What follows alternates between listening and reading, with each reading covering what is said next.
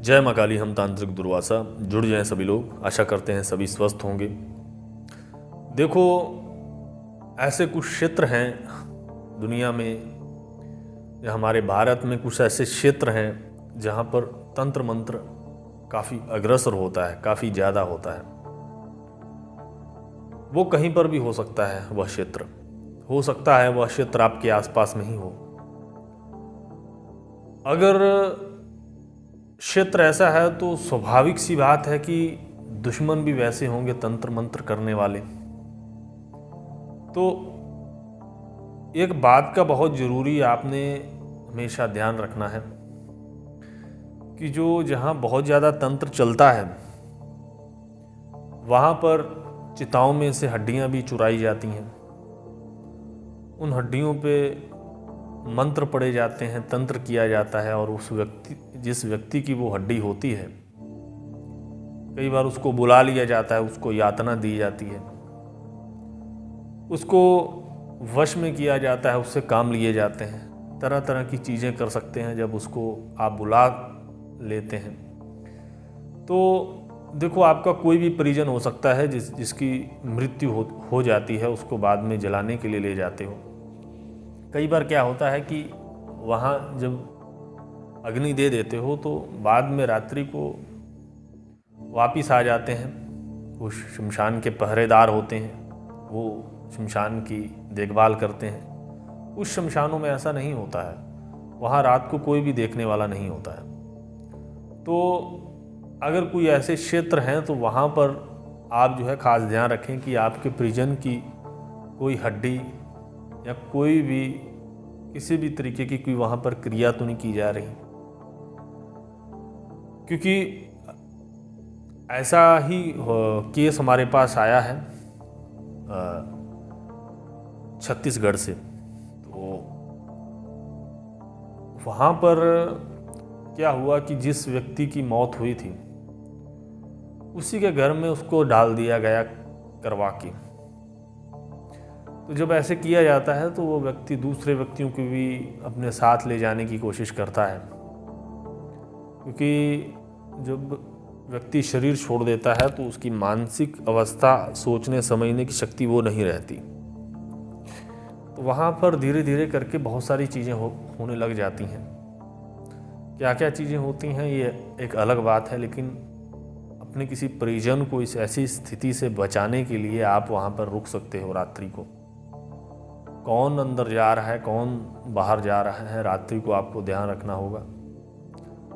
सभी क्षेत्रों में नहीं, जिस क्षेत्र में तंत्र चलता है बहुत ज़्यादा, वहीं पे हम बोल रहे हैं। ये एक छोटा सा हमने वीडियो बनाया था आपको अवगत करने के लिए, क्योंकि हमारे पास केस 2 दिन हो गए, हमारे पास ये केस आया था। अभी उस केस का जो केस आया था उसकी क्रिया का काट जो है वो कर दिया है। वह व्यक्ति जो है उस घर से मुक्त हो गया है।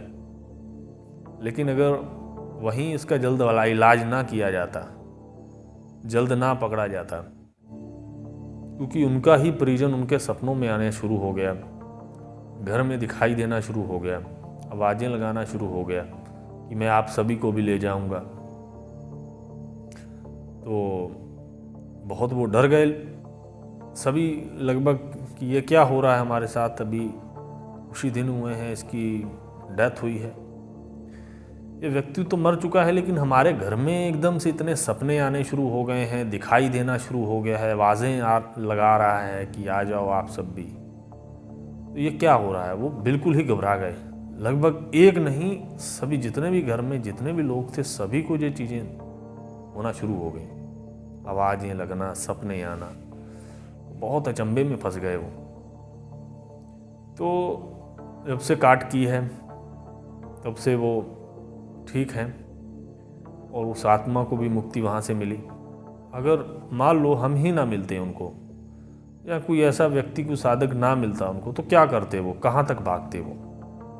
क्योंकि हो सकता था धीरे धीरे किसी व्यक्ति को वो अपने साथ में शामिल कर लेता, या किसी व्यक्ति की तबीयत खराब हो जाती, व्यक्ति चला जाता उनके घर से, क्योंकि ऐसा हुआ भी है पहले।